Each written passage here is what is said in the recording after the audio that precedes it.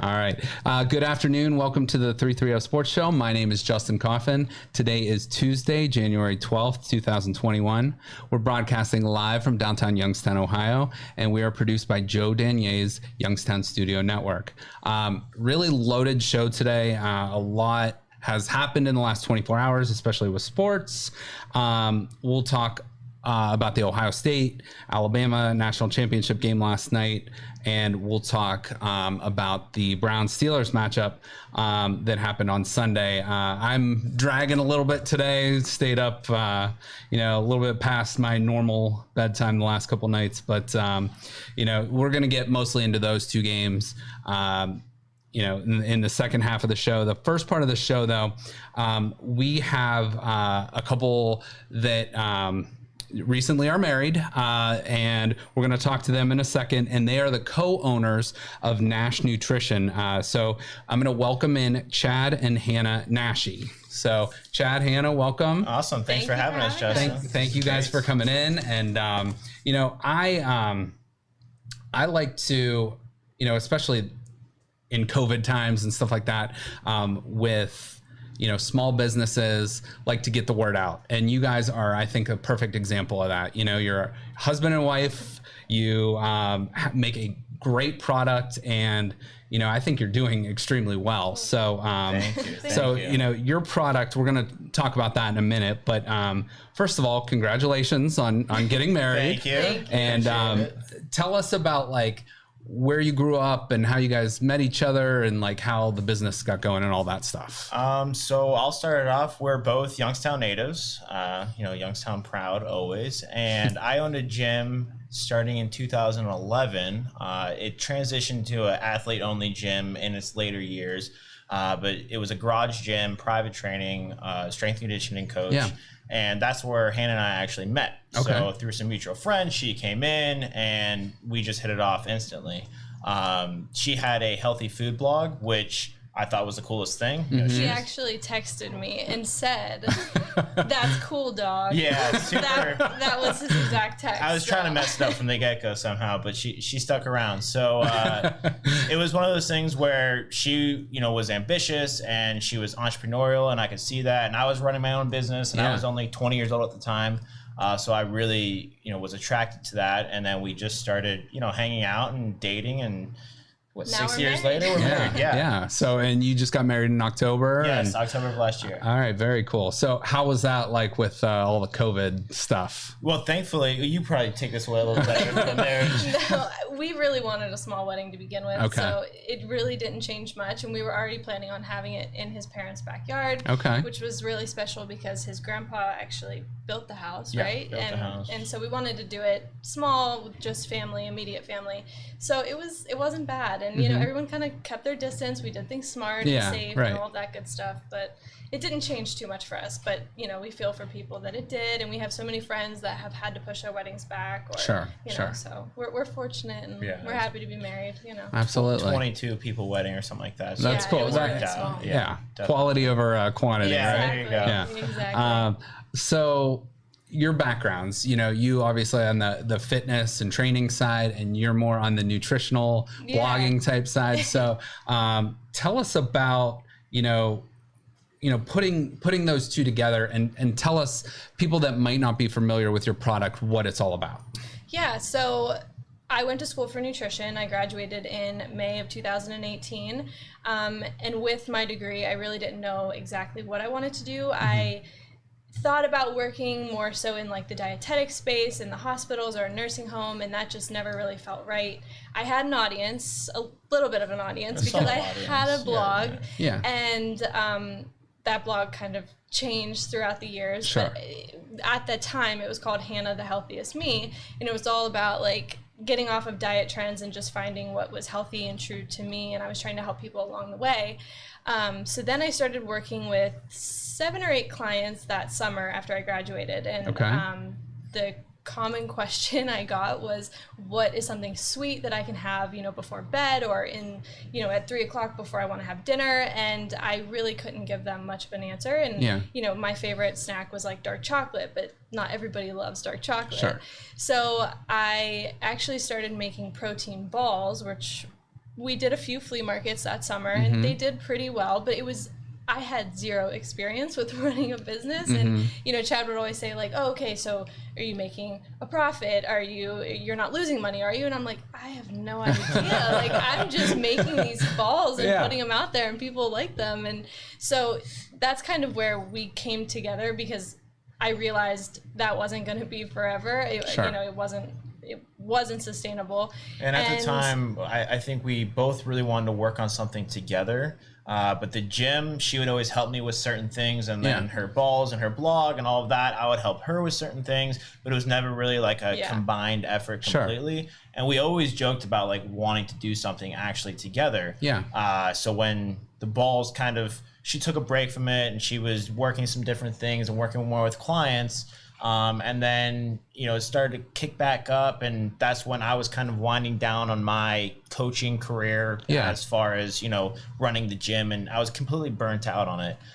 So we both saw it as an opportunity to come together and really, you know, work together finally. That's awesome. So it's sort of combining your two talents and turning a hobby into a business. Exactly. Yeah, it really wasn't meant to happen. Like, we never meant for it to happen. It wasn't like this grand plan of like, hey, this is what we're going to do for the rest of our lives. Actually, one of his clients, the mom reached out to me asking like, oh, do you still sell the balls? And we were like, no, but for you, for Christmas, like, we would love to do like a bar or something for your son. And that's really what started it. And then more and more people were like, where can I get these? And we were like, oh, I don't know where you can get these. You know, we should probably make a place where you can get these if people want them. So it was kind of by accident. You know? So, and sometimes the most successful stories are on accident, things that were never planned. So, you know, I've checked out your guys' website. You do a fantastic job. It's really easy to order. Tell people out there about like delivery and the website, you know, where to look it up and stuff like that. So we ship nationally from mynashbar.com.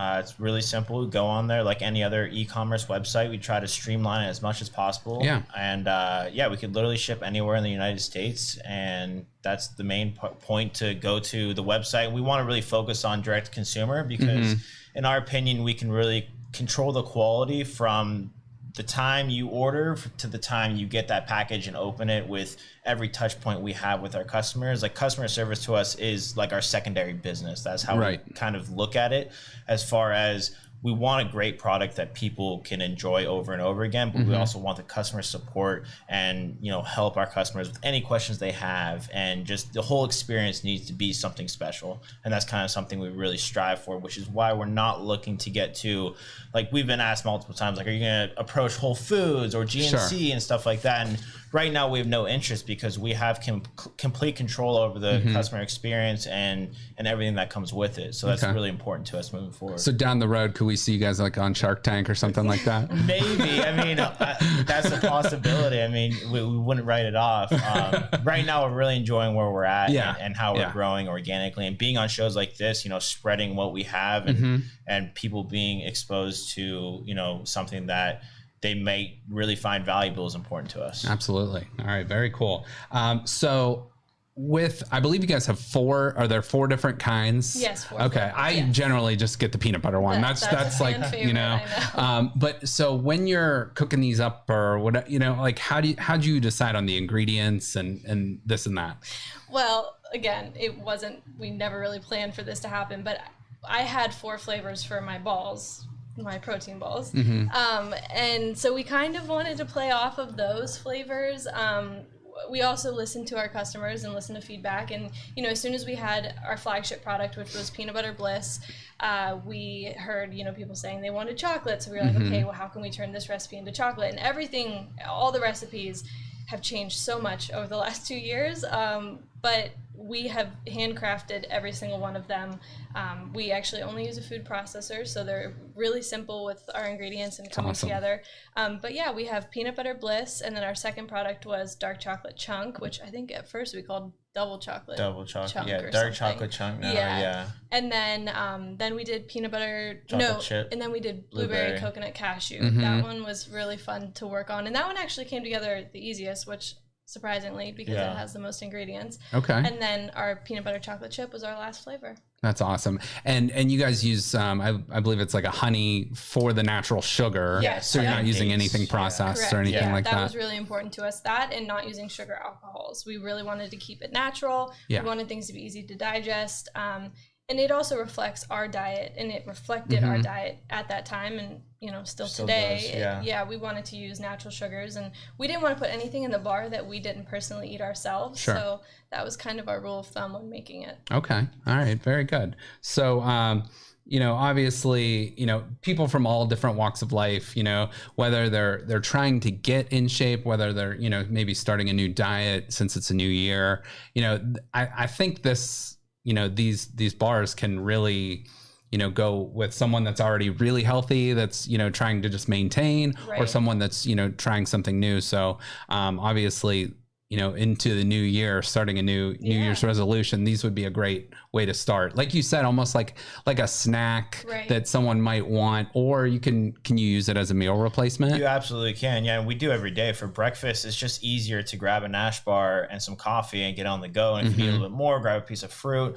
Like our one of our core values as far as when it comes to nutrition is just eat all natural foods. Start there. Because the nutrition industry can pull you in so many different directions, whether it's low carb, high carb, keto, all kinds of crazy stuff. Sure. Our core belief is that you need to eat an all natural diet. Start there. And that's what our bars represent. And just having the 20 grams of protein makes it a very versatile product, because you can have it post workout, after a practice, on the go, in between meals, for a late night snack. It's a very versatile product. And having customers talk to us about how they've been using it and seeing the vast majority of people and how they're using it is really cool, and something we actually didn't really anticipate going into it. Okay. Yeah. And it's, there's your typical granola bar or whatever that you can get on the shelf. But this, to me, being a customer of your product, I think, it's filling, and it's also tastes good. It's not just like, it's not just your average run of the mill thing that you're going to get off the shelf. We appreciate that. Thank you. And so, I would highly recommend, with the 4 bars, like online, you guys can do that. You can like build your own type thing. I think that's really cool. And then you kind of find your favorite, and then maybe you just order that one. That's kind of what I do. Yeah. So, again, you guys are doing a fantastic job. Keep up what you're doing. Any new possible flavors in the future?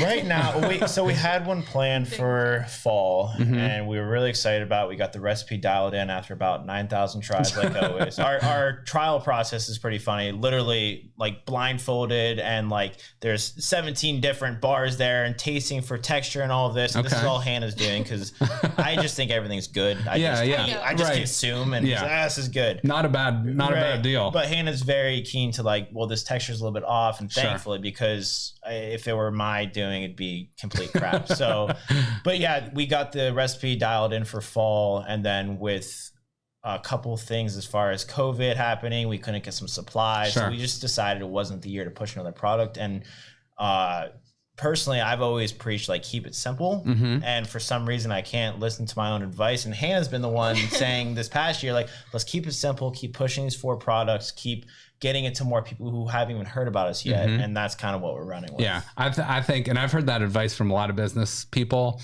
We call it the KISS method. Yes. Keep it simple, stupid. Yes. That's the best idea, and you guys are doing a great job. So again, tell us the website. mynashbar.com. Okay, so mynashbar.com. Check that out. They have a great site.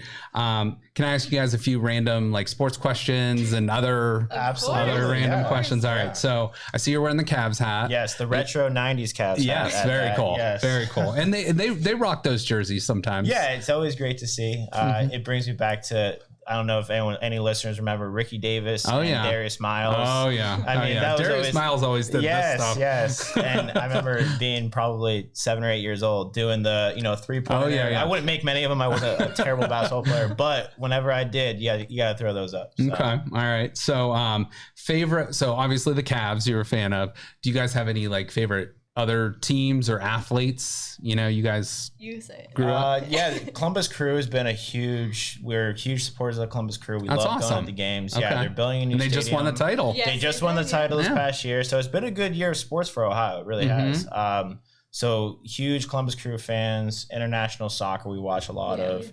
We like Tottenham. We like Tottenham, Manchester City. Yeah, Manchester. A lot of EPL teams. Okay. So probably not traditional around here. No, that's cool though. Country, okay. But, All right. I got to ask you guys then a question. Explain to me what relegation is with the Premier League and stuff. Give me like a quick synopsis. So you have 10 teams in the top league. Okay. And then you have the B League, which would be like the NBA's D League. Or Okay. I don't know what a G League they're calling it now. Yep. Mm-hmm. So basically 3 top teams from the G League would swap from the 3 bottom teams of the NBA. Okay. So you got to fight your way into the league. Yes. Or if you're not good enough for that league, you relegated get dropped down. Okay. Yes. And then also, obviously that comes with financial issues. If you get dropped down to the bottom league, then it's hard to get to the top league. And then the bottom league teams, like if you're a bottom feeder, bottom league team, and you somehow find your way in the top 3, and then you get put up to the big leagues, basically, that's huge for you financially as a team. Okay.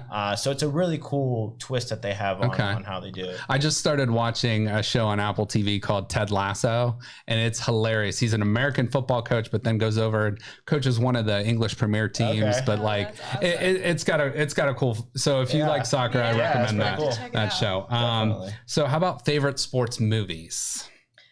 Favorite sports. Okay, I have mine. Yeah, take it away. Go ahead. You say yours. I was gonna say Bend It Like Beckham. Okay. Yeah, I there you loved go. that movie growing up. Okay. And anything that had to do with horses. What's that? Keira Knightley. I think so. Okay, yeah. I love Okay. that movie. I'm going to go Cheers. favorite sports movie. I mean, childhood, Remember the Titans. Okay. I mean, I played football as a kid. Yeah. And, like, you watch that, and it's one of the greatest sports Sure. movies of all time. I'm sure it's considered. Yeah. So Yeah. I'm No going to doubt. go Remember the Titans. Okay. Yeah. All right. Very good. What was your favorite sports movie? Oh boy, that's a tough one. I'm actually like in the next month or so, we're like right after the Super Bowl, we're doing the sports movie bracket. The bracket's already made. So we have 16 teams baseball, 16 teams football, 16 teams basketball, and then 48 teams other sports. So we're going to break that down. It's going to be pretty awesome. That's awesome. But if I have to pick, I'd probably say, like a major league, Varsity Blues. I loved Happy Gilmore. I like the dumb comedy ones usually.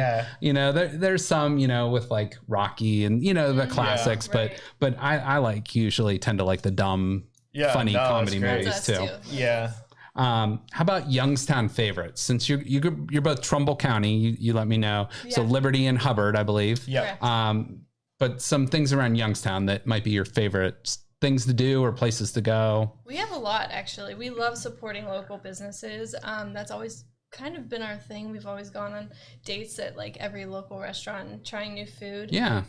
We love like Culture House Coffee, Branch Street Coffee. We have a thing for coffee shops. Yeah. Coffee shops are great, definitely. And working from home / not having like a home or an actual office. Yeah. We do a lot of our work out of coffee shops. So that's cool. We have a lot of really cool ones in Youngstown, which is always great. Very cool. And support local. You're giving back to them. Yeah. Hopefully they're supporting you guys. Definitely. All right. So before I let you guys go, I want to do like a husband and wife edition of like this or that. All right. So it's a couple edition, I guess. So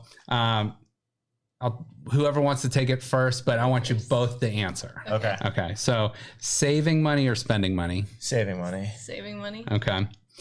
Comedy movie or horror movie? Comedy all the way. Okay. We could try to say it at the same time. When you're driving, being the passenger or the driver? Passenger. Okay. All right. Weird one. Toilet paper, over or under?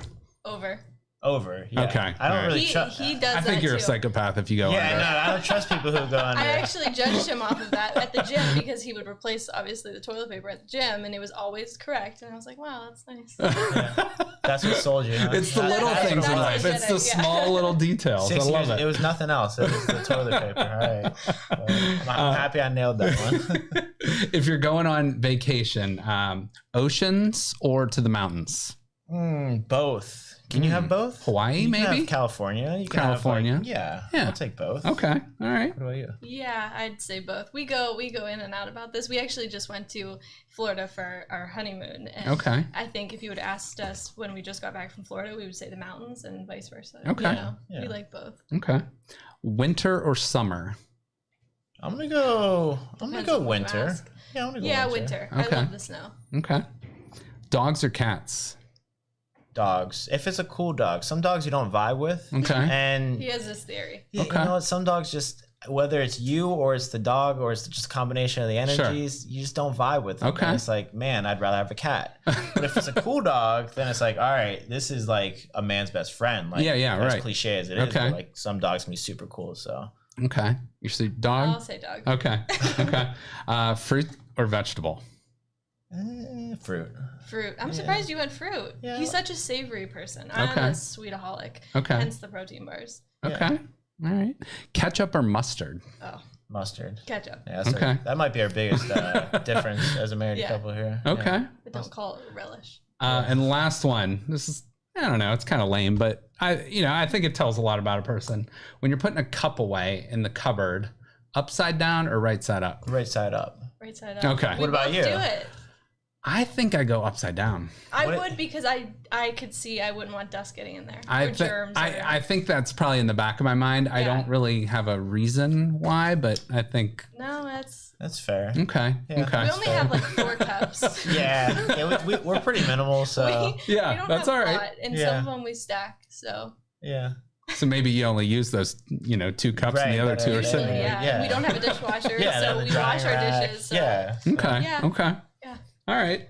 So that was 10. So I was just curious about that. Yeah, that's pretty good. All right. So again, before we let you go, tell us the website one more time. And if people want to reach out, is that the best way to get a hold of you Yeah, guys? just mynashbar.com And then we're also on social media. You can find us on Instagram at Nash Nutrition. Facebook, I think it's about the same if you type in Nash Nutrition. But we also have those links on our website, mynashbar.com or nashnutrition.co. Yeah, and if you have .co, any okay. questions, we're a team of 2. So Yeah. we'll literally answer you as quick as we can. And you're talking to Chad and Hannah when you reach out to Nash Nutrition. And we want to make sure any questions are answered. And we're there for our customers. That's definitely. awesome. Yeah, you guys do a fantastic job. Keep up the good work, and Appreciate it. and appreciate you guys coming down today. Thank you Of so course. much. And can I throw a hot take on Yeah, that? yeah. As far as sports go? Yeah, please. I'm calling the Green Bay Packers to win the Super Bowl this Okay, year. okay. I called it a couple months ago, and I said Aaron Rodgers is going to have a great year. And with my Nash dog, the gym fantasy football league, I Yeah. told the whole league prior to the draft, I said Aaron Rodgers is going to have a year. Okay. And I'm feeling pretty good about it. All right, very cool. I'm going to throw that out there in the And universe. I'll throw out a little thing on your Green Bay Packers too. The guy that snaps him the ball, the center, Corey Lindsley, is a Yes. Boardman kid and an Ohio State grad. Yes. So And he's, so a little. Pro Bowl this year, right? Yeah, he's first team All Pro. First team so, All Pro. Yeah, very that's cool. Huge. That's Mhm. great. So Green Bay Packers. I mean, if All right. if the Browns don't push all the way through, Yeah. which I know a lot of Browns fans want to see, the Green Bay Packers would be the next logical team to root for. I would Okay. assume. All right. I like that. All right. Calling your shot early. All right. So again, Chad, Hannah, thank you guys so much for coming down. And again, keep doing what you're doing. You're doing a great job. Appreciate it. Thanks for having us. We're going to switch over to this little clip from the Browns, from a Cleveland news station that we're going to play now. Give us a little recap of the Browns Steelers.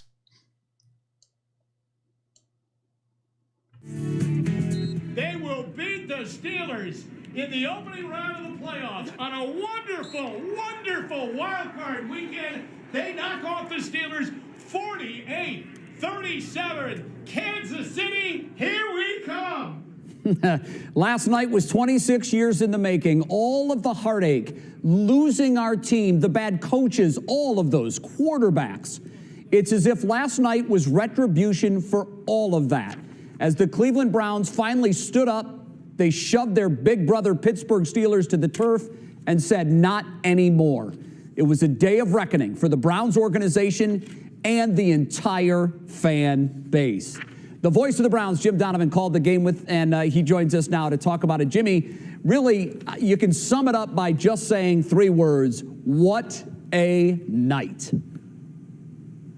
What a night, Jay. What a night. What an amazing victory by the Browns when you consider the road they had to travel just to get to the game in Pittsburgh with all of the COVID concerns and realities with COVID last week, the loss of their head coach and many members of his staff, the loss of key players, the loss of practice time, and having to get ready to play the Steelers at Heinz Field. Simply put, everybody, this is one of the greatest victories in Cleveland Browns history. One of the greatest victories in Cleveland Browns history. and they went right at it right away. You talk about great starts. How about just seconds into the game, they jump out to a lead as the Steelers turn the ball over on a fumble back into the end zone. The Browns took a 28-0 lead, thanks in large part to a lot of Steeler turnovers, pinned to Big Ben Roethlisberger, who had 4 interceptions in the game. Now the historical factors. First playoff win since 1994. That season with Bill Belichick knocking off the Patriots in a playoff game at home. It's the first road playoff victory since way back in 1969. The first win in Pittsburgh at Heinz Field since 2003. 17 losses in a row. And the head coach, Kevin Stefanski, my coach of the year, your coach of the year, watched it all from his home in his basement on TV. I have a newfound respect for all of our fans and how they watch those games. I like it better when I have some control.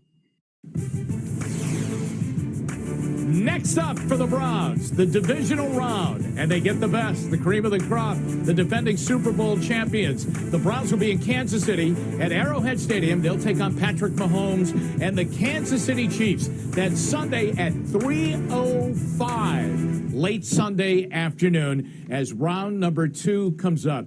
Jay, the Browns this week could have a more normal week, and that's going to be very important. They should get their head coach back. They should get a lot of their assistant coaches back. They should get Joel Bitonio back, Denzel Ward back, and a lot of those players that have been on the COVID-19 list. But how about this, Jay? How about Kevin Stefanski last night? He's down in the basement, separated from his family. They're upstairs watching the game. Their television is synced up to natural time. When the ball sailed over Big Ben's head and the Browns scored the touchdown, they were up screaming. Stefanski was down below. His television set was on delay 45 seconds. And he's saying, I think something good just happened. Unbelievable. My favorite soundbite of the night, quickly, was after the game, Baker was talking to NBC. At one point, they had 3 starting linemen out. Baker said, yeah, before the game, some guy named Blake came up to me and introduced himself to me. Later in the game, he was blocking for Baker. That sums up the week. Jimmy, a wild night indeed. Let's hope they can do it again next week. All right, we're back. Nice little synopsis there of the game. And I mean, man, what an awesome night Sunday night was. Browns fans, I tweeted out from our show, by the way, at 330 Sports Show on Twitter, Facebook, Instagram. But I tweeted out just that first quarter was 18 years in the making. Like, the Browns took out 18 years of frustration in that first quarter.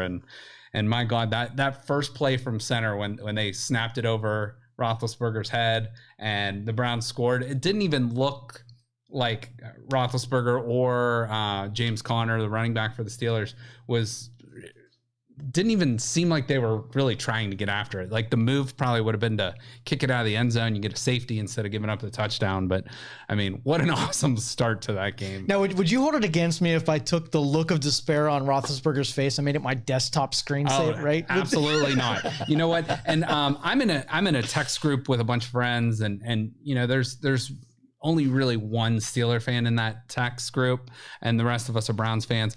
I said, though, I can never be the overconfident, cocky Browns fan because of what I have been through. It's sort of, you know, I hate to say I was happy to be in the playoffs or happy to just be in the playoffs, but it just felt so awesome. But I didn't want to be like cocky or anything about it, because how many times were we on the other side of that? But yeah, part of me went seeing Roethlisberger with that tear going down his eye, and you know, the red, and you know, and then Schuster. I did not feel bad for Juju Smith-Schuster. We'll talk about him in a minute. No. But you know, part of me felt bad for Big Ben, that like 1% of me, and then that 99% just said, nah, screw it. Nah, this is too good. So I have a hard time going to bed after a game like that. And, you know, that game probably ended about 11:30-ish. So I think I was up for another hour and a half, probably till about 1, just like watching SportsCenter and just like other shows or whatever, and just thinking about how awesome that game was. And I'm not gonna lie,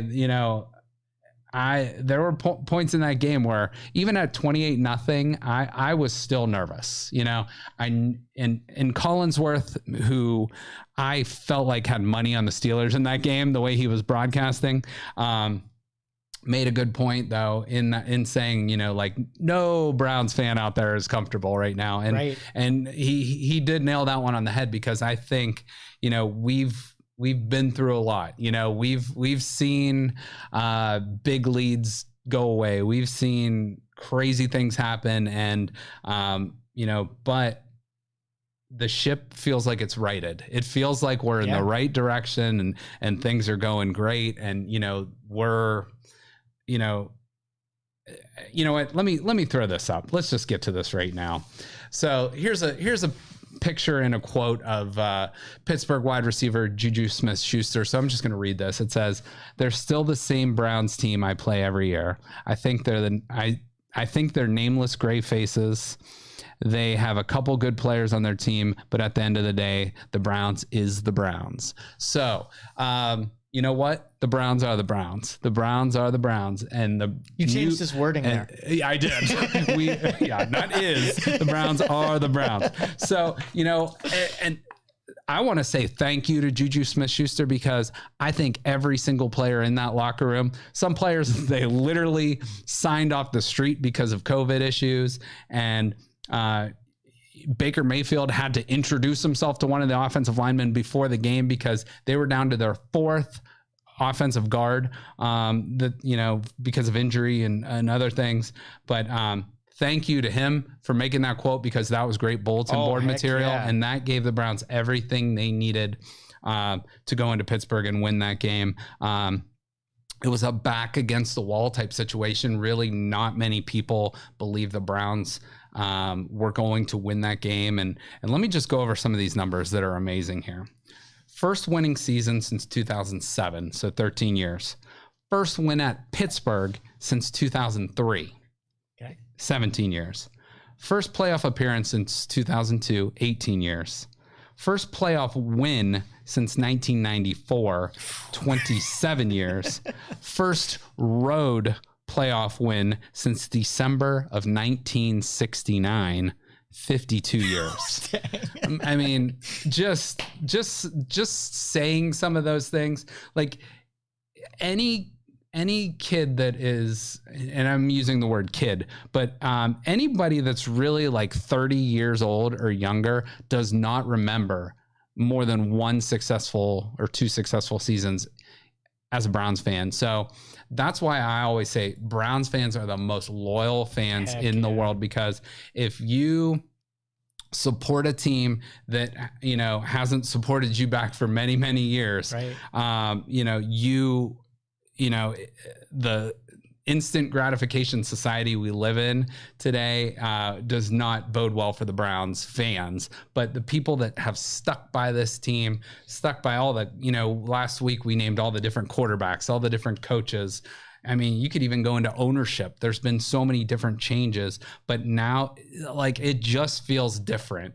And and that feeling is long overdue, but it was well worth the wait. It's, and I know you've been a Browns fan for forever, right? As have I. And, we're similar ages. And I remember, my very first memories of the Browns were, I was probably in elementary school and, watching Bernie, and, there was some heartbreak there too, right. with the drive and the fumble and this and that of like what I remember. And then, they finally get to the playoffs again in 94, the team moves away. You get that heartbreak again. You don't have a team for, several years. Then they come back and they stink for, 2 decades, basically. So 2 generations of Browns fans have been miserable, but now, that page feels like it's flipped, and it's just so awesome. Just a couple other stats from this game. This game the Browns tied for the most points scored in the first quarter of any playoff game in the history of the NFL with 28. It was the most points by a road team in the playoff game in NFL history. I had said the Browns, the only way the Browns can win this game is if they're +2 in the turnover margin. They were +5. 5 turnovers. You can't give up five turnovers and win a game. No way. Absolutely not. Now, unless the team does not capitalize on any of those turnovers and get points out of them, then it's, kind of a coin flip. Right. But still, the Steelers, those turnovers led to nearly instant points for the Browns. And you don't build that big of a lead without the other team helping you out. We had a scoreagami in this game, which a scoreagami is a score that's never happened before. So this was the first 48-37 final in NFL history. And then Baker Mayfield, again, we've talked about Baker Mayfield. He's sort of a polarizing figure. A lot of people love him. A lot of people aren't sure about is he the future of the Browns. I'm on the Baker Mayfield bandwagon. I think he deserves so much credit. You're going into, and I know there's no fans, but you're going on the road against a team with one of the best defenses in the NFL, and your head coach isn't there. You're missing several offensive linemen. And, the Browns team as a whole was missing a lot of players and a lot of coaches. And Baker Mayfield, goes out 21-34, 263 yards, 3 touchdowns, no interceptions. That's the key one right there. And that was his playoff debut. So, Joel Bitonio, Pro Bowl guard, not there. Another player for the Browns got hurt. And like I said, Baker had to introduce himself to the backup's backup, and it's just crazy. And not to mention, the Browns did not practice until Friday. They did everything virtually till Friday. And so they had one practice and a walkthrough on Saturday.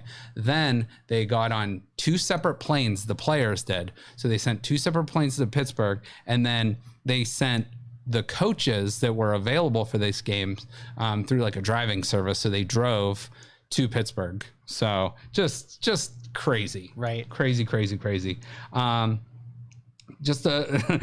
were so many interesting facts I pulled from this game and that I have heard. Kareem Hunt had 2 rushing touchdowns.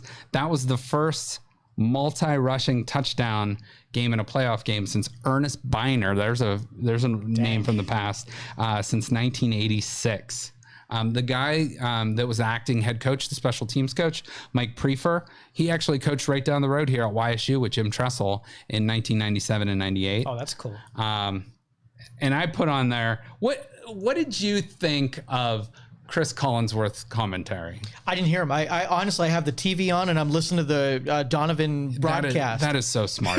You're ahead of your time, because I need to start doing that. I really like Al Michaels. Some people aren't crazy about him. He's a Hall of Famer.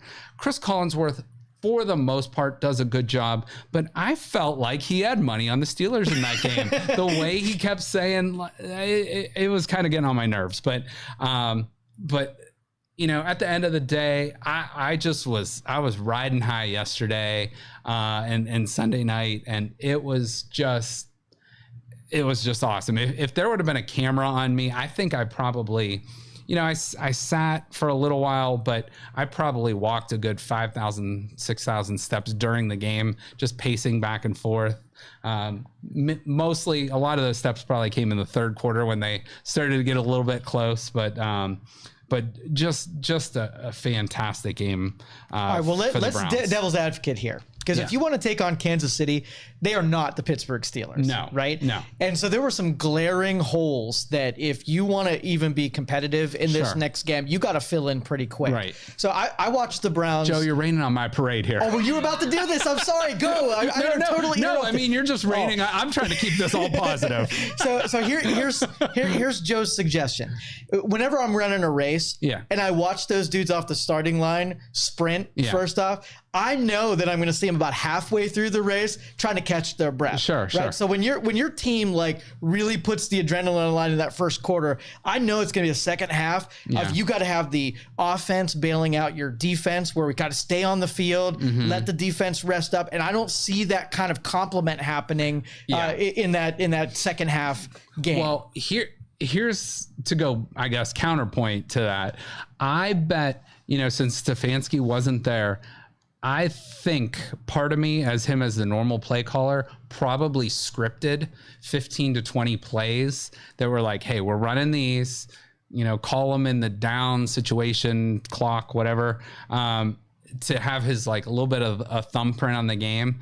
But then when you build such a lead like that, especially a team like the Browns, who are not used to being in the playoffs, not winning in the playoffs usually, that it was kind of like, all right. And by the way, no, half your coaching staff isn't there. I felt like they sort of treated it like, what do we do? Do we play to not lose the game? Do we go time management? And it did get a little too close for comfort there. Yeah. I am not a fan of the prevent defense and, dropping. I think there's a time and place for that. If you're up 21 in the fourth quarter, and there's 5 minutes left, go ahead and play your prevent defense. But you can't start doing that in the second or third quarter when teams are just going to. I watched Belichick for years let a team get all hyped up in the first quarter and put some points on the board, and they would play like straight and level. Yeah. And then by the second half, that team would be so tired out that your offense could just pick apart a defense that was super tired like that. You know what I mean? Right, yeah. And so overreacting to it meant that both teams are tired, and that would have been okay. Mm-hmm. But I think we really did play amped up, and by the second half, you watched Ben pick apart your defense like it wasn't even there. Well, and I mean, for God's sakes, he threw the ball. Big Ben, we're talking about, threw the ball 68 times. Now, he threw for 500 yards, but when you're throwing for 68 times, you better have 500 yards. He threw 4 touchdowns, but those 4 interceptions, huge. Right. Now, we don't have a ton of time, and I do want to get into a little bit of Ohio State stuff too, but what do you think... what do you think for him, Big Ben? What do you think his future is next year? Do you think he comes back, or do you think he's done? No. Well, I think he doesn't really want to go out like he went out. Right. So if he comes back, it's going to be let's put a cherry on the top of this sucker and get, because Rudolph is not their successor at all. No. So I think they pick up a young quarterback. He plays one more year. They do like a 50-50 split over the season, and he bows out with maybe a winning record. Okay. All right. I could see that. I think the Steelers probably owe it to him if he wants to come back. And now, stats wise, if you take away the interceptions, that's a pretty impressive last game. But I don't know. Like, I guess I'm split on that. I don't know what to think. Like, because those tears in his eyes and him sitting by himself, you're going to see that image the whole offseason if you're a Steeler fan. Yeah, right. That makes me think, hey, he might hang it up. So I'm gonna put the chances he comes back at 51%. Okay. Because I think he's leaning more towards retirement based on that performance and the way that ended, and maybe he sees his writing on the wall. What about Tomlin? You think he's there? Tomlin, yeah, I think Tomlin for sure. Oh, he signed a contract. He's at least there for one more year, right? I just think he's too good of a coach, and he's still young, and I don't know. I think the Steelers would be hard pressed to find another coach as good or better than him. So, okay. And I mean, Harbaugh's off the market too. He re-up with Michigan. So, which would that be a shitter if he would have come to the Steelers? that's a whole different podcast. But overall, just to put a ribbon on this, for a Browns fan, you can't write a better story than this. Going through the season, no off season, all the COVID stuff. And yeah, I know everyone has to deal with it. It's not just the Browns, but it's just one of those things that, it almost feels like you're watching a movie of the season and like you or I wrote it, Yes, like right. You couldn't have scripted a better first quarter than that. Like if somebody would have told me the Browns would be up 28-0 after the first quarter, I'd be like, get the hell out of here. You're full of shit. So what are the chances of us getting some of our offensive line back and a defensive back that can play? You know what? I'm glad you said that, because we'll put a bow on it after this. But Denzel Ward is expected back. Nice. Kevin Johnson is expected back. He's the opposite corner, or the nickel corner.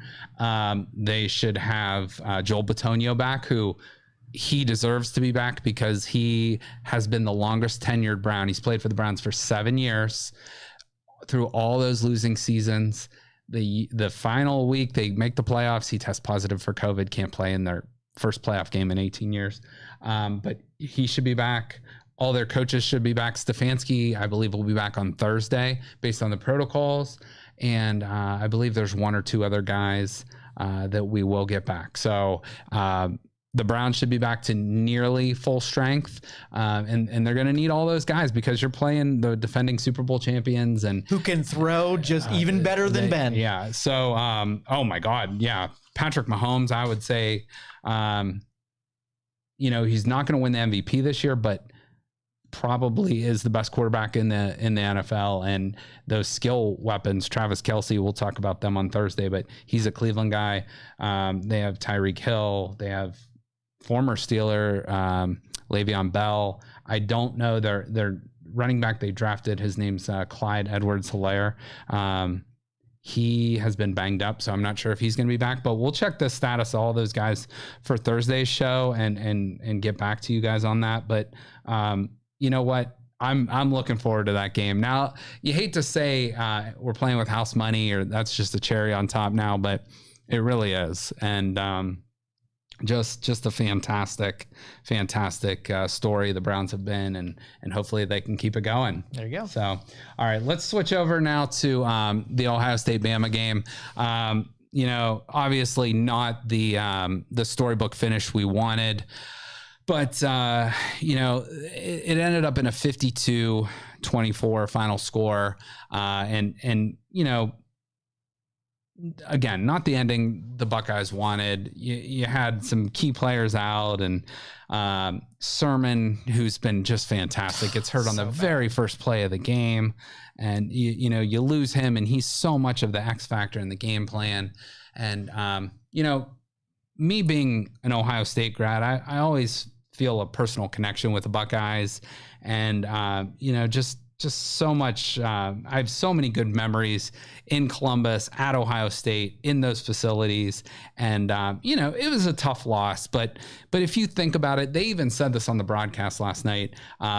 Last night was 5 months to the day when the Big Ten initially canceled the season. So to think about 5 months ago, the Ohio State, the Big Ten, was not going to be playing football this season. To take it then fast forward 5 months forward, they're playing in the national title game. So it's hard to feel bad for yourself on that, exactly. Right? Bittersweet. And the score, it wasn't great. You lose by 4 touchdowns, but you're also playing quite possibly one of the best teams ever assembled on a college football field, with, by the way, possibly the greatest college football coach of all time. And they were at nearly full strength. But, Ohio State, to overcome so much adversity, I do not want to dwell and be negative on, it's the national championship. It's not a blip on the radar, but what they have done this season, they overcame so much with COVID, getting a bunch of games canceled, people not believing in them. And then getting to that game on New Year's Day against Clemson, just whooping Clemson and overcoming that loss from last year. Ohio State, put all those players into the NFL last year, and Bama and Ohio State and Clemson, they do that year in and year out. But I think that's a good thing for the Buckeyes and their fans going forward, that this team, Justin Fields isn't going to be there next year. Sean Wade's probably not going to be there. Wyatt Davis, Chris Olave, Trey Sermon, you go down the list, there's going to be a ton of guys not there next year, but they reload. They are Ohio State. They are going to, they're going to grow from this, and they're going to get better. And Ryan Day, I think, is the perfect coach. But you could kind of see it on him. They've been through a lot this season, and they only played 8 games, but it's still, this year has taken its toll on a lot of people. But I mean, recruiting is so much easier when you go to national championships, right? Yes. Yeah. And if you look ahead at some of the players Ohio State has coming in next year, and the 2022 class specifically is, I believe, the most loaded class they've ever had. Seriously. And so I heard one of the Ohio State beat reporters say, Ohio State, might not be as good as we were this year. You're bringing in a quarterback, but that quarterback's going to be a 5-star quarterback, that's really talented. But that they were talking about, we're not skipping ahead past next season.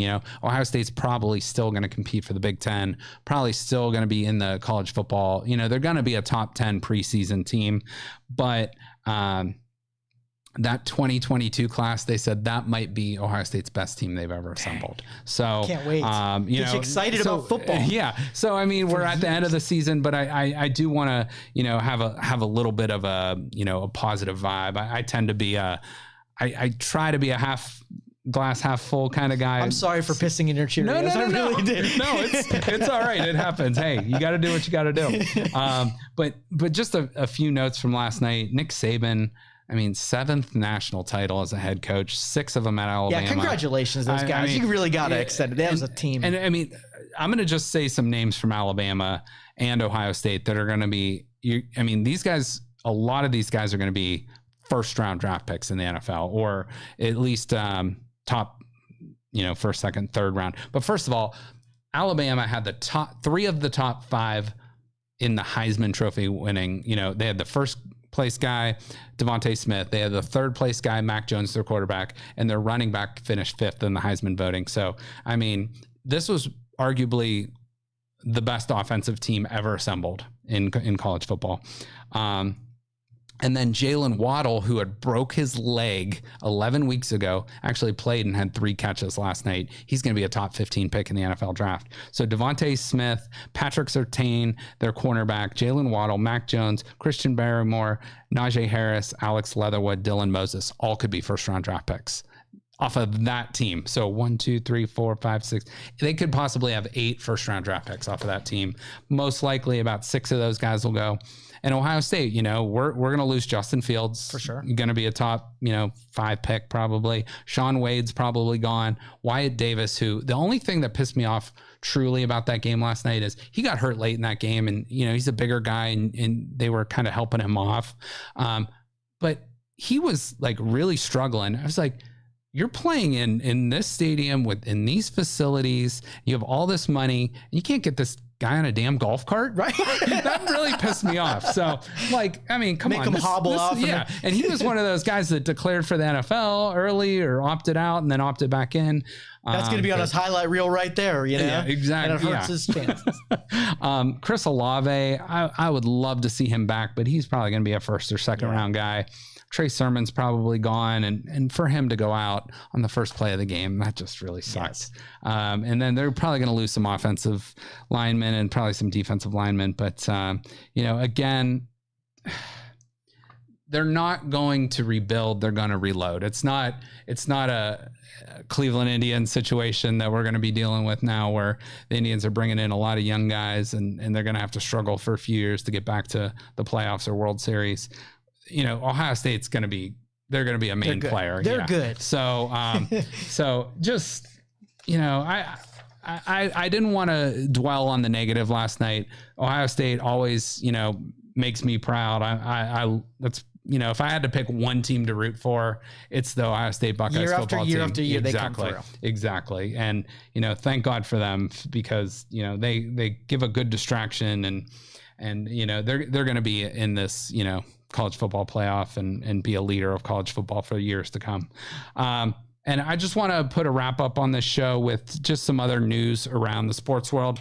Chad and Hanna, who were here earlier, Chad mentioned the Green Bay Packers, but Boardman and Ohio State grad Corey Linsley, first team All-Pro for the Green Bay Packers. I believe a unanimous selection. So congratulations to Corey. That's an amazing honor. So, top center out of 32 in all of football. Congratulations to Cardinal Mooney graduate and Youngstown native former Oklahoma coach Bob Stoops. He's named to the 2021 College Football Hall of Fame class. And just a few other negatives here. Doug Peterson for Philadelphia was fired. He had a little bit of a debacle in the last game of the season with substitutions, and it was kind of a black eye for the franchise. So he was fired. The NBA right now is struggling with COVID-19. Several games have been canceled. And then just a final note, Tommy Lasorda, rest in peace.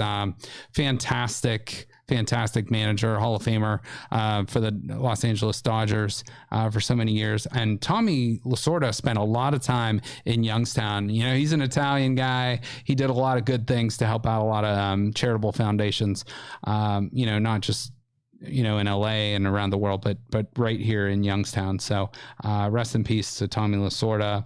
But again, I want to say thank you to Chad and Hanna from Nash Nutrition. Check them out. They do a fantastic job. Small business, support local. And, you know, congratulations to the Browns moving on.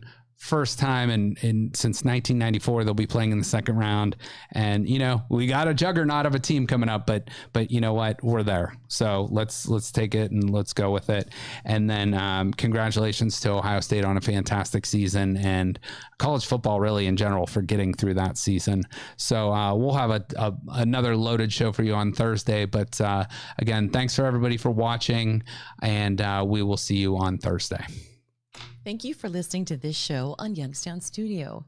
If you like our programming, we invite you to subscribe to our YouTube channel, follow our Facebook page, or subscribe to your favorite podcast platform like iTunes or Spotify. This is original Youngstown content, and we would appreciate you sharing the videos and the word about us.